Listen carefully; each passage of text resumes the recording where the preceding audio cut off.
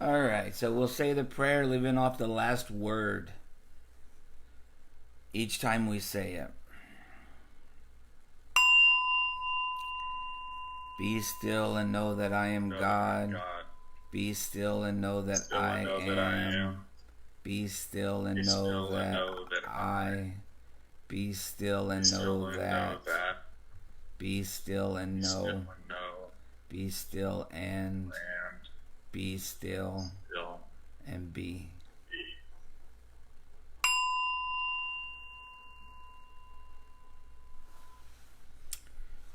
All right. So I think I've been led to talk about metaphor in spirituality and how we apply it to life. So I have come to a place in my life where I don't truly believe anything. I don't believe things literally, but I believe in their power metaphorically. And I heard a good example of that and the purpose of that the other day. This guy said that he grew up thinking that porcupines could shoot their quills at you. Like if you got too close to a porcupine, they could shoot, like in the cartoons, they could shoot their quills at you. So he stayed the hell away from porcupines his whole life. Even in a petting zoo or in a captivity, he stayed away. And then later he learned that, in fact, porcupines do not shoot their quills. They can't shoot their quills. But if you get too close and you touch one, or if you're trying to eat it, What? yeah, that actually those quills can get into your skin and they're like hooks. They're hard to get out and they're dirty and it can cause an infection and all this other stuff, right? So believing that they could shoot their quills has protected him from getting ever too close to one to ever get one of those quills in them, right? So the metaphor that he believed was not true about porcupines, but at the same time, it helped him in his life. Does that make sense? And so I'm doing this when I get off of here. I'm taking a training to facilitate these groups in this certain religious tradition. And the difference between me and the people that the fellow students, they believe 100% in this material, whereas I see everything as a metaphor. And there's certain metaphors that I believe that improve my life, that improve my thought life, that give me a deeper wisdom about how to present or be in the world. But I don't have to believe literally what it means, you know? And so one of the things that kept coming up, and I think Mark even said it, and then I saw it other places, was this thought of Jonah in the belly of the well. Have you ever heard that story? So in the Bible, supposedly God gave this guy named Jonah something to do. He had a mission in life, and he kept trying to avoid that mission. And he would run from God, and he would run from his destiny, much like Yoshaley. I guess I could say, for a time she ran from the confidence of recognizing that she was a singer, she was a musician, and that was a gift from God. And so she kind of ran from it, or was a little embarrassed or uncomfortable with it. And I might be projecting a little bit into what she said, but now she's coming into her own. And when somebody says, "Oh, I heard you were a singer," she says, "Yes, I am a singer," you know, and potentially making more music now and being more confident, putting it out into the world, because God gave her a mission and God gave her a gift, and now she's bringing that to the world. But at first she was kind of running from it, and so that was Jonah. And so he ran from his gifts, he ran from his mission.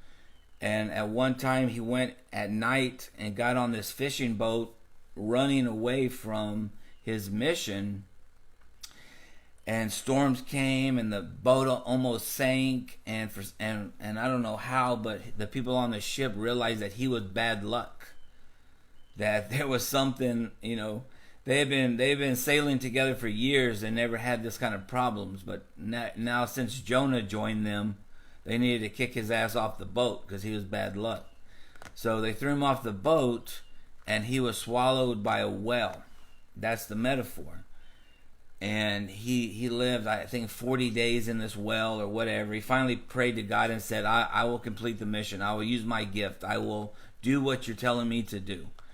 And so he escaped the well, and later on performed his mission and used his gifts for the world. And so that what I just said, some people believe that there was this guy named Jonah that actually got swallowed by a whale and was actually in the belly of a whale for 40 days. That's the literal understanding of that. I get so much more out of the metaphysical or metaphorical wisdom that's in that story. That being, we all go through times in our life where we're running from what we're supposed to be doing, and we might not even be conscious of it. And that we all have gifts, and we all have a mission from God, and we might be choosing not to use those gifts. And there's times we go into what's often referred to as the dark night of the soul, where things aren't going well for us, and we feel like our life is falling apart. And we feel like maybe we're lost and we messed up, and things will never get good again. But what we have to realize is it's just a time, it's a transition period for us to realize that the only reason we're unhappy is because we haven't been following our mission. We haven't been using the gifts that God gave us in life. And once we come to that understanding and accept our relationship with God or our higher power, or our higher self, and we make a commitment to use those gifts in this world, then we will start coming out of that dark night of the soul.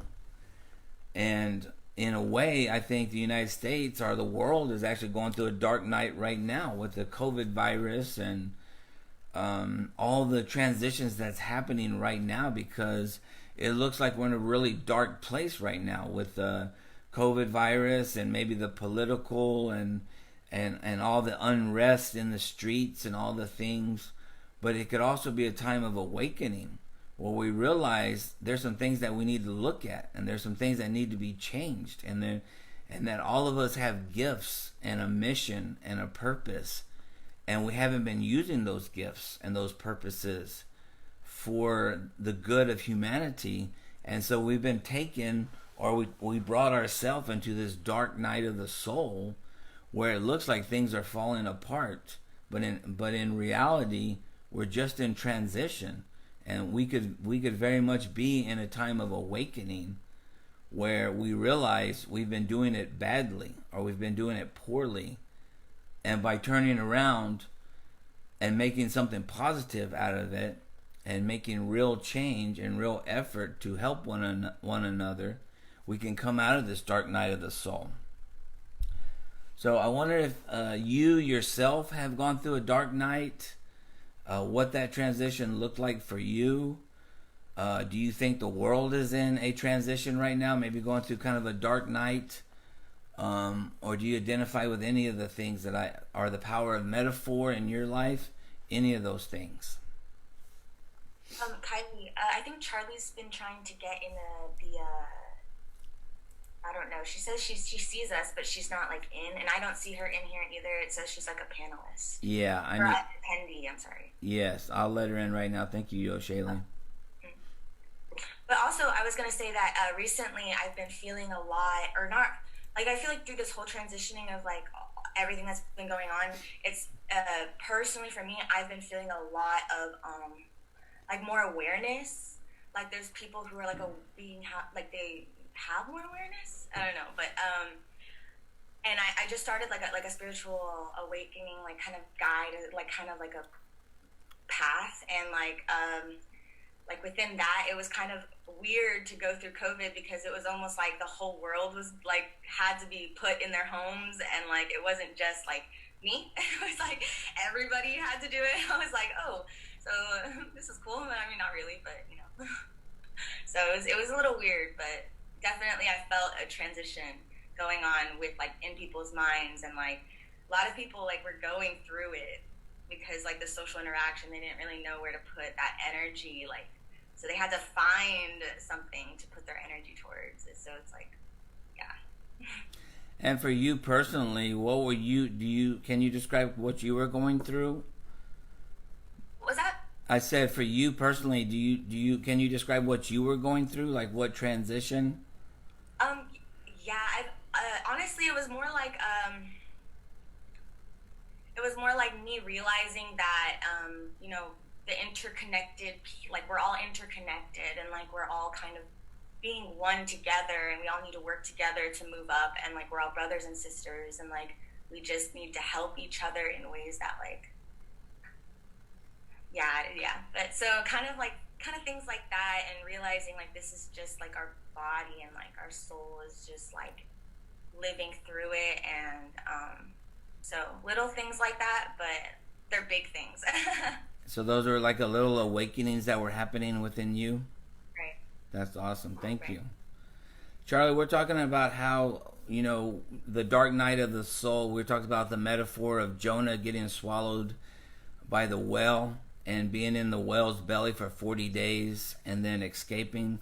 And the whole reason he got in that predicament is because he was running from his mission in life. God had given him a purpose and gifts and talents, and he wasn't using those gifts and talents for the world, and so he tried to run from it, and he wound up in the belly of a fish. And so we were kind of using that metaphor, playing around with that metaphor as being your own time of transition, or feeling like things aren't going well, everything's falling apart, everything's going to crap, but realizing that maybe it's just because you haven't been focused on the right thing, or using your gifts, or serving your purpose in this world. Well, I do personally feel like I have had changes have happened in my life at this time because, I've been in school since I graduated high school, right? I've been in college. I wanted to be a teacher. It didn't work out. And so there was a point where I was going to 2 different colleges at one time. I've always been like, go, I have to finish, I have to get my degree, I have 2 degrees, I just always feel like I need to go, and with COVID, my internship went from 4 months to 9 months, and it got put on pause and stuff, and it really just made me realize that I don't always have to be in control, I don't always have to go, I can take my time, there's no rush, there's no time limit, no nothing, if I miss a deadline, that's okay.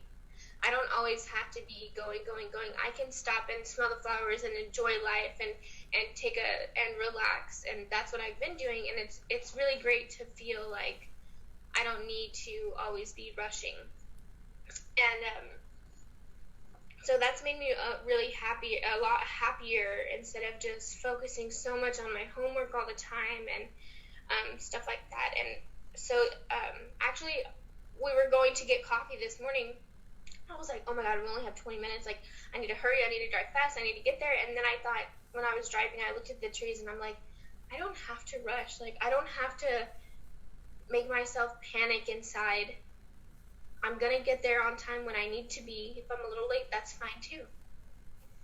And with the world around me, I do feel like we're in like a renaissance right now. Like, there's so many small businesses opening. People are making their own jewelry. People are selling their art. They're doing all these beautiful things. And the whole Black Lives Matter movement, there are young people our age leading that every single day with their blood, sweat, and tears. And all of politics and, the 2 sides. But we are so much more awake in this time period right now than we have been ever. In my lifetime. And I think that that's definitely because we've had to slow down, and everybody can truly focus on what's going around in the world. What do we believe in? What do we stand for? And people are going for it, and they're finding themselves, and they're finding the true colors of this world. And I think it's just a beautiful thing. And I'm glad that COVID happened. I'm glad that we're doing all these things because it needed to happen. It needed to be a change. We're reforming the world right now as we know it. Absolutely. So, like the dark night or being in the belly of the fish was actually a good time for us to stop and reflect on what the hell are we doing and why have we been doing it this way for so long. And like you said, young people are now standing up and becoming leaders. Where if we wouldn't have had COVID, if we wouldn't have had this big transition or ugly political scene, we would never noticed it. We would have just kept on going the way we've been going forever. And so what looked like darkness or a death of a system or something terrible, there's actually something good coming from it, you know. Mark, I would be really interested in hearing your thoughts around any of this stuff. So, you know, you and I talked about the whole story of Jonah and the whale, and it was in the context of years ago. I was talking with a minister about that story, and you know, the whole argument about whether it really, that argue that it really happened, and there are those that didn't. And when that's your argument, you're missing the point of the story. You know, it doesn't matter whether it really happened or not. For all I know, it did happen. Maybe he did get swallowed by a whale, you know. But really that doesn't matter. What matters is what are we taking from that story? You know, and you know, I grew up hearing that story of Jonah and the whale, and it's interesting because as a kid, all I remember about the story is, wow, this guy got swallowed by a fish. I didn't remember anything else about the story. And it's more, I mean, to me, it's more, someone was talking about awareness. And, you know, Jonah was a prophet and prophets are supposed to talk about what God tells them. God is telling me this, and I need to share it with the people. And Jonah didn't want to do that because he was afraid. So I was thinking about it in the context of awareness, that we all have this still small voice inside of us, right? The voice of God. And, you know, to be human is we're either listening to that voice or we're not, you know? And, you know, I was thinking about what you were saying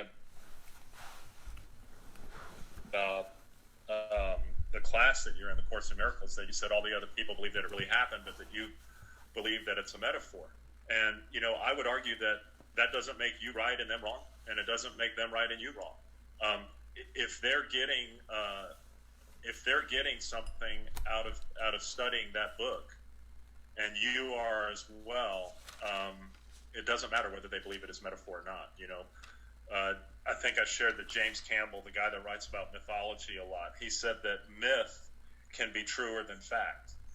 And I think that's true, because you think about the stories we grew up with, you know, Goldilocks and the Three Bears, all those stories that we know factually couldn't have happened, right? But they had an important message for us. So those are just some thoughts. Well, I think you're absolutely right, and thank you for pointing that out. You know, it doesn't make me a better person to believe it as metaphor rather than literal, but where it does come into conflict is if, you know, because we're very tribal people, and so and we're probably, you know, wired to be that way for survival. But there are people that believe things literally, and they're willing to kill you if you don't believe that. Or they're part of a political party, and they believe that very literally. They will cuss you out. They will call you an asshole. They will, you know, berate you and treat you like crap just because you don't believe literally what they believe, you know. And we've seen that. That's probably the reason we've had all these wars throughout all of time, is because of tribalism, whether it's America and Russia or America and Germany or the Japanese or whatever, believing literally that their culture or their beliefs are better than everybody else's, and everybody else has to die because of it. You know what I mean? And so while this little simple thing about not believing A Course in Miracles, literally, is not probably a big deal. Believing other things literally can be. And I have to say that in the political climate that we're in, sometimes the people that are far left are as bad as the people that are on the far right. So you have people that are walking around dressed in fatigues, wearing guns, and a red Trump hat, but at the same time, you have people to the other extreme that are willing to burn down places and do violence, or you know, I don't think any extreme in anything is really helpful. I believe that open communication and trying to work it out by peaceful means is the best route, you know? You know, with the debate and everything going on, there's a lot of people on my Twitter that are stating their beliefs, and that's fine. I believe, just like you, that everybody should be able to believe whatever they want, and that's their choice and that's their journey.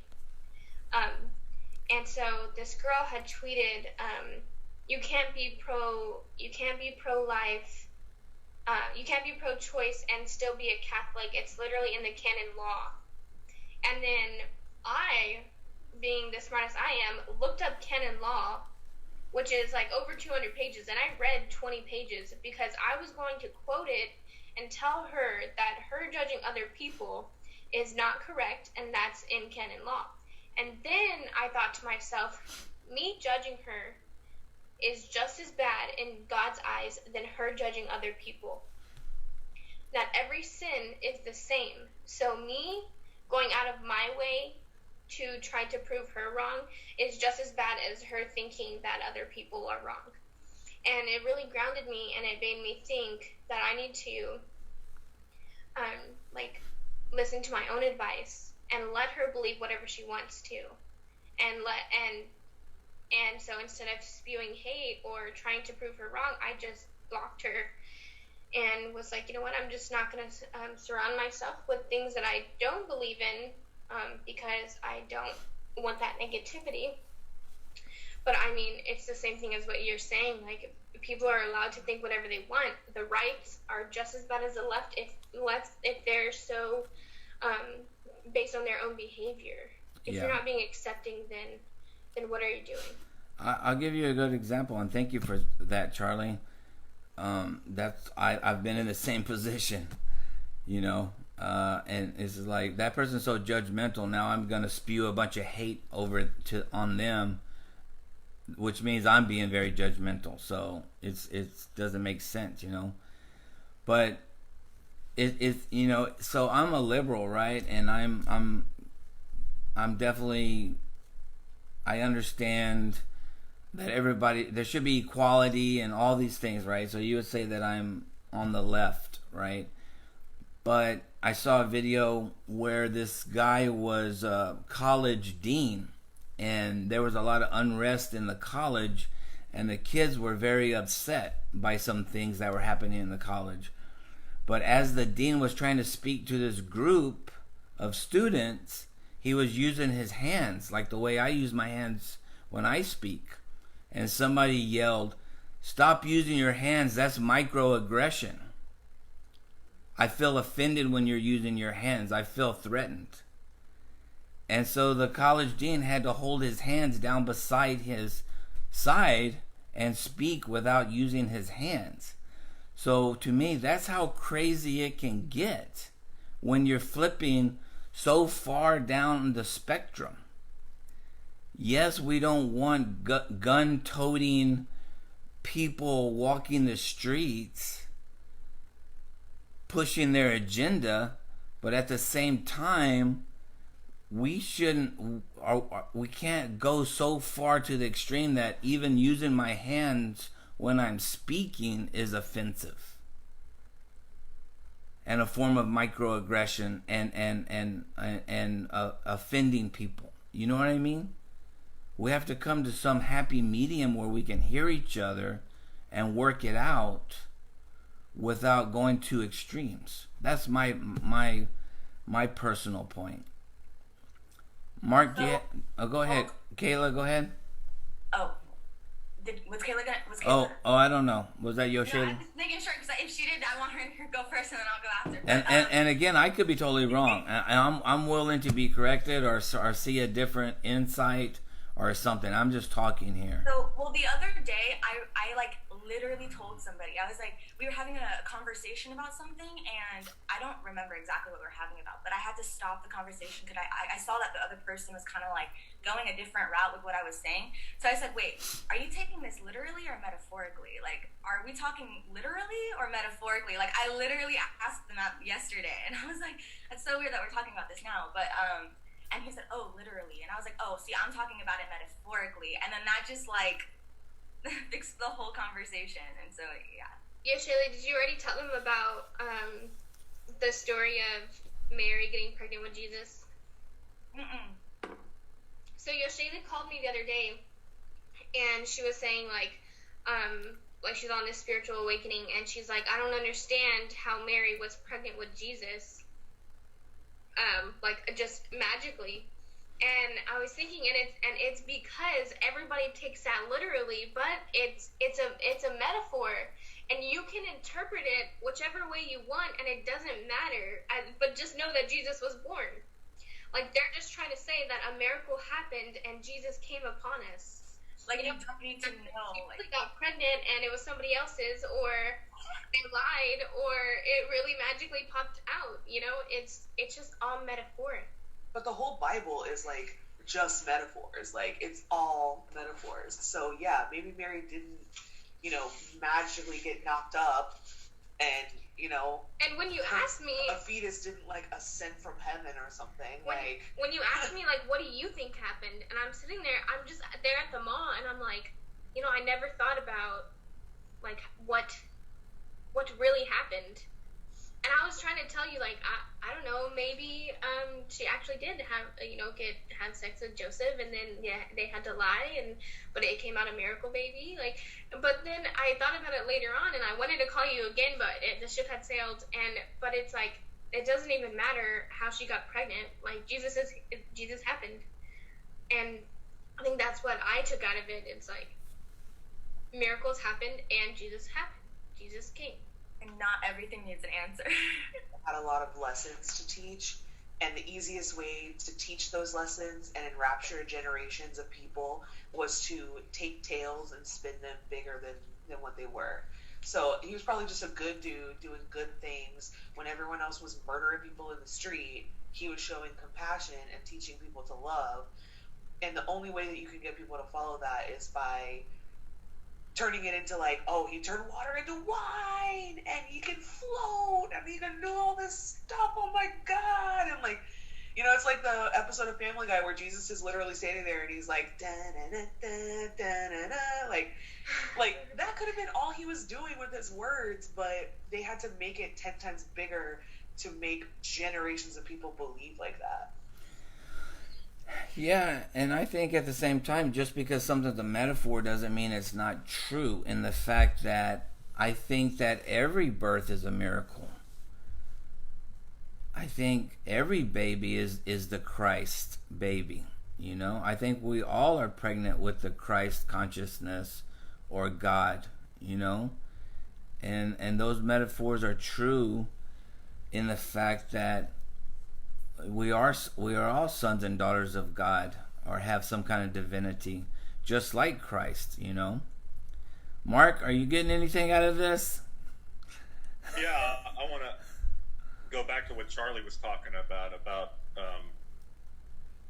just about trying to convince other people they're wrong and I'm right. And I look at, like, what's going on today, and actually what's been going on for centuries, and so much of the suffering and the shit that we go through is because we human beings, we have this need to be right, and we want to show that we're right and you're wrong, and especially, my God, I mean, if you look at social media now, it's like, I don't want to say I've quit looking at it all together, because that wouldn't be true, but I've really put it down, because my friends on Facebook are, you know, I'm pretty far left, and my friends are too, but they're saying incredibly horrible things about Trump and Pence, you know, and it's just that can't be productive, that can't be helpful, and you know, I think that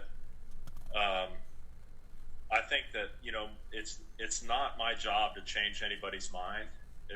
All I can do is just live my truth, you know, and if somebody connects with it, they do, you know. And if you go back and look at what Jesus said and did, he didn't try to change anybody's mind, you know. He just spoke his truth, and he spoke in stories and parables that people connected with. And I would argue that that he died not because God had this plan for him to die on the cross. I think he died because he spoke the truth, and people can't handle the truth, you know. But that's what I think, that's what we're all called to do, is to speak and live our truth, whatever that is. My right-wing friends can speak their truth. That's fine. I don't have to change their mind. Thank you, Mark. All right, good stuff. And also, Jesus led by example, right? He modeled what good behavior and love looked like. So it wasn't always the words that he was saying. He was being kind to the prostitute and the beggar and the people that society looked down on. He helped. He fed the poor. So even if Jesus had not said anything, but only the things he did were written down, we would have a model for love in action. We would have a model for compassion. And like you said, I might not be able to change other people's opinions, but I can always model what love looks like. I can always model what compassion looks like, right? All right, so why don't we read just a little bit out of A Course of Miracles? That's the text that we're going through right now. We're going to study different religious or spiritual texts, and the one that we're digging down into right now is A Course of Miracles. This is talking about our perception. Talking about having the Christ in us. This is talking about seeing through the eyes of Christ, or having the eyes of Christ by the way we view the world. It says, through the eyes of Christ, we will at last see the world, the real world, the world of light composed of radiant holiness in everyone and everything. The body of another will now seem increasingly irrelevant, and we will at length be seen as little more than just a shadow circling around the good. So last week we read about having the mind of Christ, or having the eyes of Christ, and viewing the world the way that Christ viewed the world. And they're saying that if we do pick up this perception of the world, we'll see the world as light, as love, as radiance, as divinity. And it says that we'll see other people, their bodies will just be a shadow around the divinity or the goodness that's within inside of them. Does that make sense? We'll no longer focus on them or their personality or their political view or any of that stuff. All that is just a shadow around that spark of divinity that is inside of them. Yosheli, did you have a question?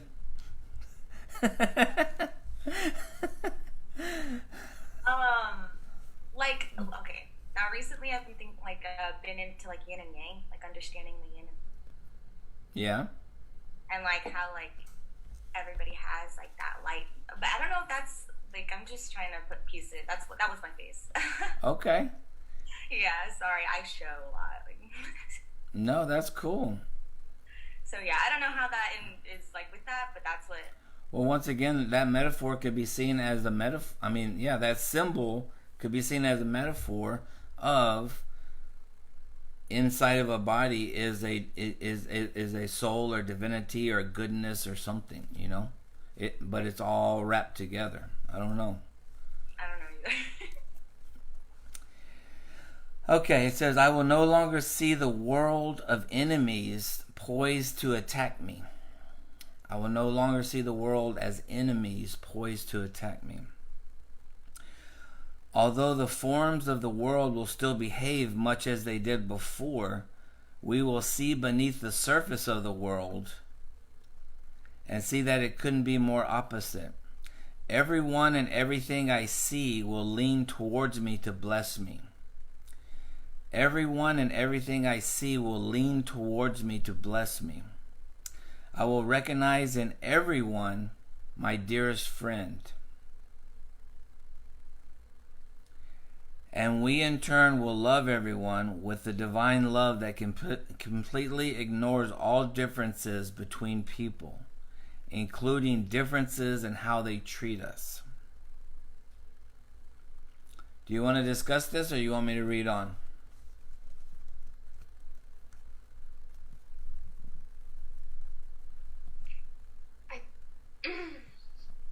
Go ahead, Mark. No, I don't have anything. I was just smiling. That was a tough blow. You have to ignore the way that they treat you. Right. And so once again, we're going to run into this in this teaching, that it's almost beyond our human capacity right now. This is almost like coming from an enlightened person's point of view.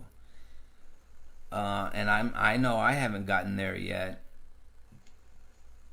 I know that it's not saying that if you're in an abusive situation, if you're being hurt, to ignore it and just see them as the light of God.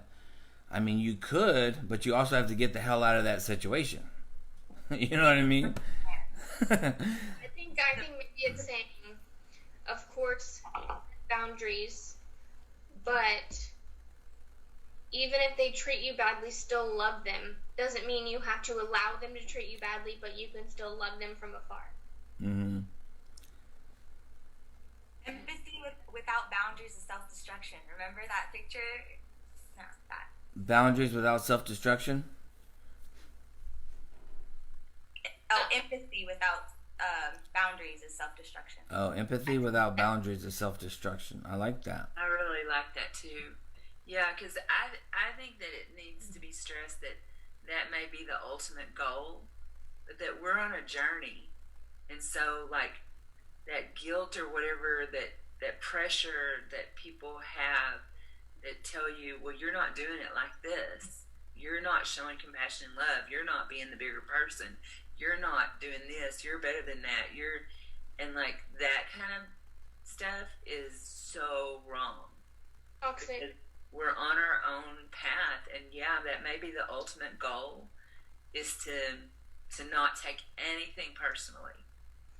But that's measured by your own internal gauge, and that has to be stressed along with these ideals of what we're trying to attain or obtain, whichever one works best there. But and I think that kind of like, this is it, this is the goal kind of thing, forgets that so many of us are down here, and like this is our next step here. Yeah, I kind of thinking about going back to the theme of literal versus metaphor. I think about how we're all connected to each other, and I believe that we're literally connected to each other. I just think that it's in the spiritual realm that we can't see it.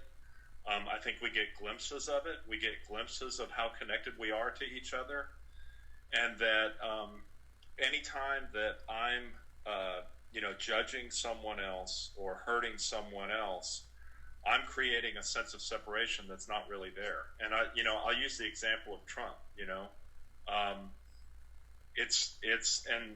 I'm not trying to start a political conversation. I'm just using him as an example. Like when I watch him and I hear the things that he says, when I find myself getting really angry towards him and thinking terrible things and so forth, I'm creating a separation, and it's hurting me, because if I believe that he is really hurting this country, and then what's the best thing that I can do? Is it to sit there in front of the TV and call him names, or is it to pray for him? I really think the best thing, and it's hard to do, believe me, I'm not being self-righteous here, but I'm saying the best thing that I can do is pray for him. You know, he's a wounded person, but in some ways he's part of me. You know, I talked a couple of weeks ago about how Ram Dass had a picture of Trump on his altar along with Jesus and other prophets. You know, yeah, I guess that's it. Thank you.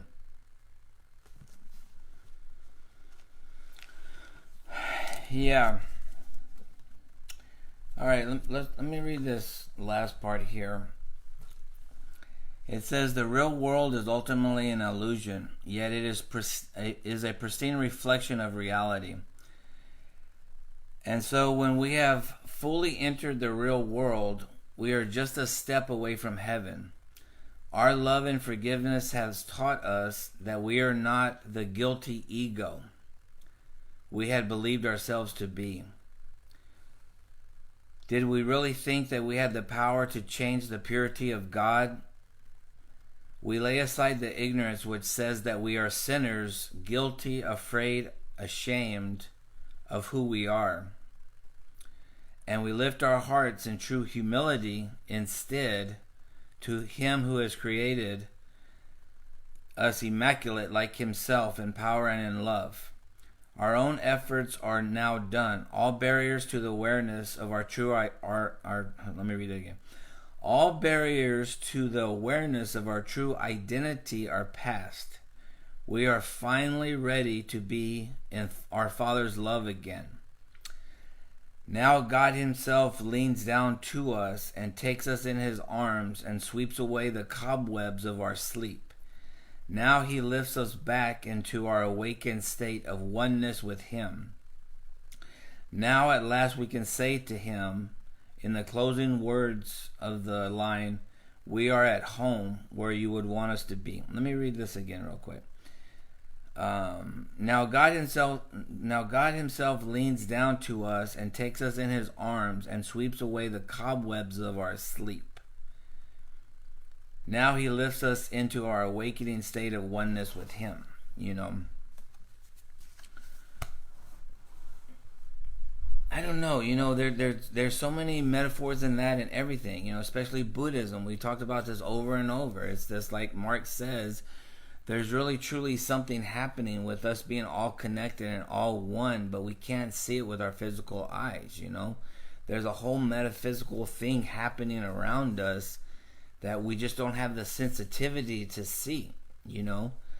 And this whole reoccurring thing of us being actually asleep and dreaming, and us actually being one with God and not knowing it, that comes up in all true religions and all true spiritualities, you know. And A Course in Miracles says that after we have this awakening, it's like God wipes away the cobwebs from our eyes, and we realize that we truly never left that pristine state of being one with God. We have always been perfect. We have always been loved.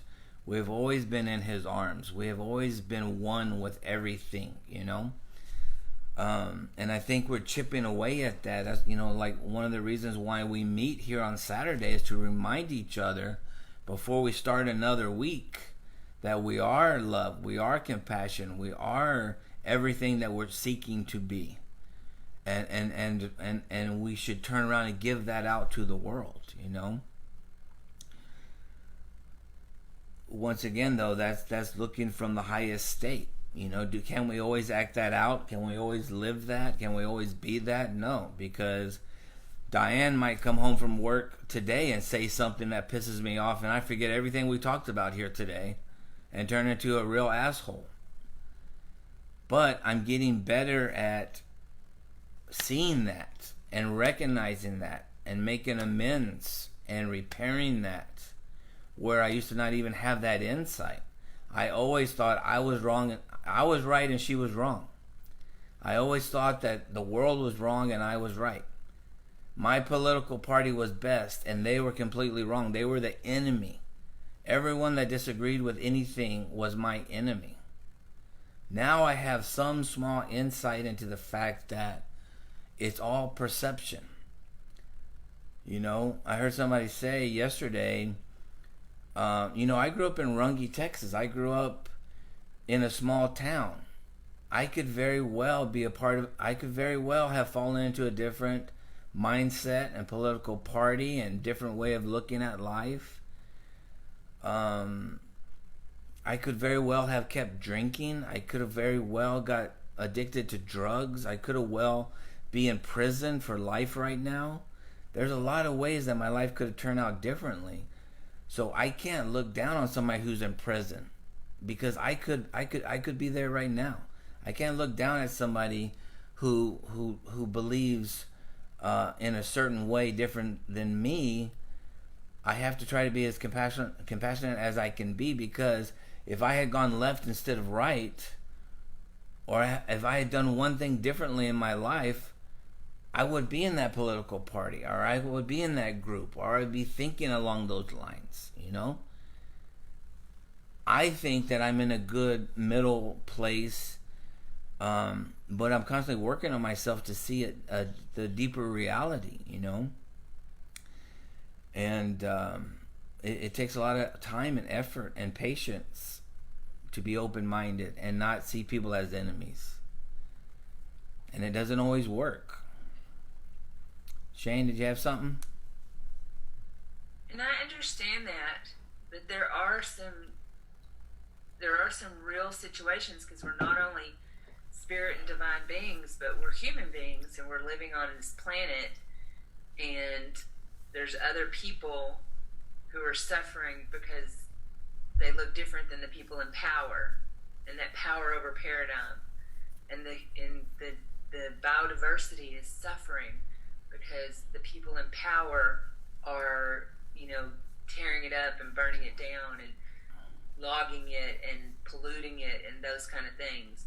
So while we can have this deeper level of connection with oneness, we have a practical reality that we also have to deal with, and that's our human life. And not just our human life, but life. I mean, and I think there needs to be a word to describe it all, that I'm talking about plants, and I'm talking about animals, and I'm talking about minerals and the rocks and like all of that. And so there are, while we do need to be open and loving and accepting on one level, there's a more practical level that we need to say, stop, this is wrong. Absolutely. Yeah, there's just we are evolving in thought and practice, and that's one of the things that I really love about this group, is that we have the 20-somethings with us, and to hear them talk and know, like, I feel so confident in the future because of their voices. Like, I know that that seed has been planted, and that's the path of evolution, and we can either like understand that and embrace that and like gently move the people who are left so they can accept that too, with grace, and not end in this horrible power over destructive force of change that doesn't have to be that way. Thank you. I personally think that, like, I agree with Shane, like, that since, I mean, I've been surrounding myself with a lot of people who are willing to change, and they're not even just, like, making it difficult for me to, you know, talk about the things that I'd like to talk to them about and things that they weren't aware about before. And many of them don't really believe in religion, and they don't really believe in, like, God and stuff like that. So how I refer to them and stuff is just by using the word universe, because at some point they'll realize that the universe is. So it's like I'll like be planting little like stepping stones for them here and there, but not too much to overwhelm. Just like, it's like real, like little things. Like I'll use little metaphors when, like, after someone will come over and we'll talk, and they'll say something like they stepped forward, and I'm like, that is like really good. And as they're leaving, they say something that literally took back what they said, and I was like, you're eating your throat up. And it's like little things, and they don't know what I mean at that moment, but I'm sure like once they go off and they're like so yeah, I think that's like a really good way, like to describe like the minerals and like everything. I think it's really just the universe is a really good word to like keep everyone in tune, because you have to believe the universe is here. Like, this is the universe. This is where we live. Like, so I think it's a really good word to keep everyone grounded in that awareness. Absolutely. Yeah, Thank you. Going back to what Shane was saying about, we have the spiritual, and I'm not going to say it the way she said it, that we have the spiritual realm, but then we also have to live in the world. And I completely agree, but I don't think that it's an either or thing. I think that, everything that happens in the world, everything I experience, every circumstance I come across, every person I meet, has the potential to reconnect me with my divinity, right? So in some ways, I think that's the purpose of our human existence, is to have those opportunities to reconnect with our divinity. I think Kylie, you were talking about, or somebody was talking about, do we love our enemies or see people as enemies? And I had a mentor tell me a long time ago, and like, instead of thinking of it in black and white terms like that somebody's either a friend or an enemy, maybe the paradigm could shift to everybody that I meet is a teacher. Even people that do mean things and do horrible things, everybody's a teacher. And some people teach us what to do, and some people teach us what not to do. So really, in essence, and I'm not saying I do this, in essence, maybe we should thank the people that hurt us, because they're teaching us how not to be. Right?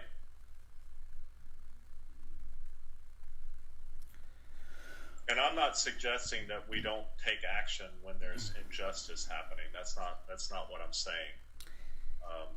I just think our humanity and our divinity are intertwined in it. I go back to Jesus. Everybody, and throughout the Bible, the term "Son of God" is used, and Jesus never referred to himself as the Son of God. He referred to himself as the Son of Man. He was a human being that had divinity within him, but all of us are human beings that have divinity within us. Mm-hmm. Yeah, I like what you say about holding two truths. We have a physical realm and a spiritual realm, and it's not either black or white. It's like somehow managing to navigate yourself through this world, holding on to the spiritual truths. It's like the relative truths and the ultimate truths at the same time. I often think about, I love the environment. I'm so sad that we're burning down the rainforest. I think that we should do everything we can to stop that. But I'm not going to. My strength is going to come from me loving the environment, not hating the loggers.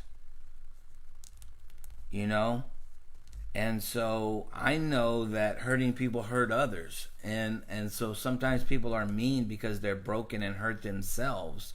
So while I don't have to take their stuff and be in this abusive situation, at the same time I can realize this person is not an enemy to me, even though I'm getting away from them and I choose not to socialize with them anymore. They're a broken person that has been hurt. Somebody has hurt them. And like with the environment, I myself had a tree business for a while and cut down trees. Why did I do that? Because I was trying to feed my family. I was trying to buy groceries and put it on the table. So like the people working out in the rainforest that are doing that for a living are coming from a very poor economy that are trying to make money by cutting down trees to feed their family. So I don't have to hate them to love the environment and work for the betterment of the environment and to stop the destruction of the rainforest. Those two don't have to go together. Social action and hate don't have to go together. Does that make sense? Yeah, that was not my point, but yeah, I agree with that 100%. There's a book called Radical Forgiveness that I read, and it was something that Mark talked about that it made me think of the title of that book. But yeah, and I just wanted to share that. And I didn't mean about hate, but I'm talking about passivity and like that we have to do something. And one of the things about like black and white and that duality and the symbol of the yin and the yang is that, and we have to see it as a static symbol, but in truth, that symbol is rotating, moving constantly. And so that's something that we need to consider too, and that we do live in a dualistic nature, but there's a spectrum of it, and it goes 360 degrees, and possibly when you're talking about the spiral, I mean the universe, it's in a spiral, and it evolves. It always is moving up and out. So it's kind of like with Buddhism. They always say like with in our lifetime we're going to experience sadness and hate and all of the negative emotions, but that's just part of the journey. Buddhism says that we're going to have to experience that in our lifetime. And so with yin and yang, like on the Avatar TV show, sorry to bring up that, but like there is a girl that is actually created out of the white part of yin and yang, and then whenever her village is being destroyed, she has to go back into the water and sacrifice herself into the black so that her village can be saved. And so she had been born out of a miracle. She was born stillbirth, but then the yin, the white part, gave her life, and then she had to give her life for her village. And so it's just like with yin and yang, like in the world and in politics and every relationship, we're gonna have to take bad with the good, and that's just the balance of it.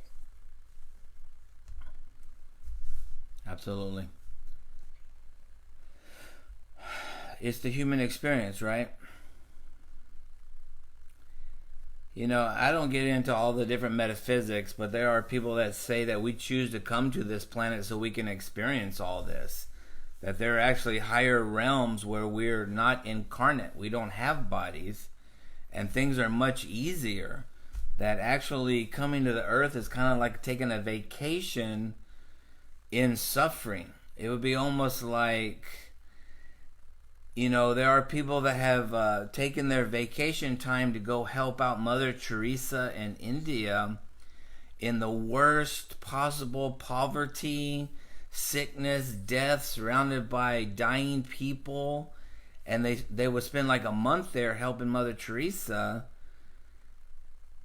To have that experience and to try to help and to be in all that misery, and then to come back to their regular life, instead of going to Hawaii or going to, you know, some Costa Rica or something like that, they would choose to go to one of the worst places in the world to use their vacation to help other people, to not only to learn from that experience, but also to help others.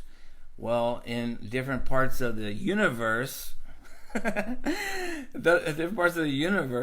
we may have chosen to come to this planet, which is the worst place ever, to experience what it's like to be in bodies and have feelings, and to be around death and suffering and good and bad and the whole spectrum of feelings, to both to learn and to help one another. But aren't we all, with our own perception, choosing to be in heaven or hell anyway? Like, not really, like, I understand what you're saying, on a different realm, you can choose to be here, to go on vacation, but today we can choose to be on vacation, or we can choose to hate today. So we're making that choice every second of every day anyway. Absolutely. Thank you. Definitely. Yeah, so it's like, and I don't know a lot about Buddhism, but you know, you mentioned that you know, the world does have suffering, and I think that, and this may be from Buddhism. I read it in another book, but the idea that, you know, we live in a world where there's joy and suffering, right? And we have to accept that, and a lot of our own suffering comes from ironically from our unwillingness to accept that there is suffering. In other words, once we accept that there's suffering, we, in essence, we can transcend the suffering. You know, it just makes me think about the role of acceptance. You know, I can accept, I can be accepting of what life brings me, or I can fight against it. which is going to make me happier. Absolutely. Thank you. All right. Well, that's a good place to close up for today. Did anybody have a burning desire to say one last thing or bring up one last point before we close? Are we going to do meditation ever? I don't know. So now that everybody's on here, do you guys still want to do like a 10 or 15 minute setting meditation? Or do you want to go right into conversation the whole time? I like conversation. I like conversation as well, but I feel like after conversation, I would be okay with meditating for like 10. 10 minutes? Okay. Mark, what do you think? Yeah, I like the idea of doing some meditation. Okay, so did we want to do a 10-minute meditation now or do it next time, or what do you want to do? Now. What time is it? 11? Okay. I'm down. Yeah. I'm down. All right. Let's do a 10-minute meditation. Enter into... Let's make sure we do it right.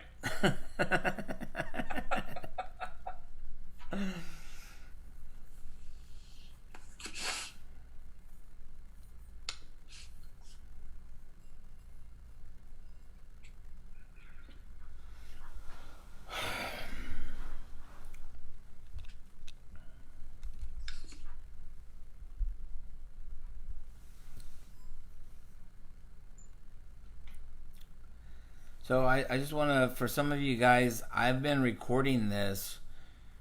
Is there any reason that you wouldn't want this to be on like my YouTube channel or on Facebook or anything? Is everybody okay with me putting this recording out? And this recording doesn't show your face. It's just the voices. All right. 10-minute meditation.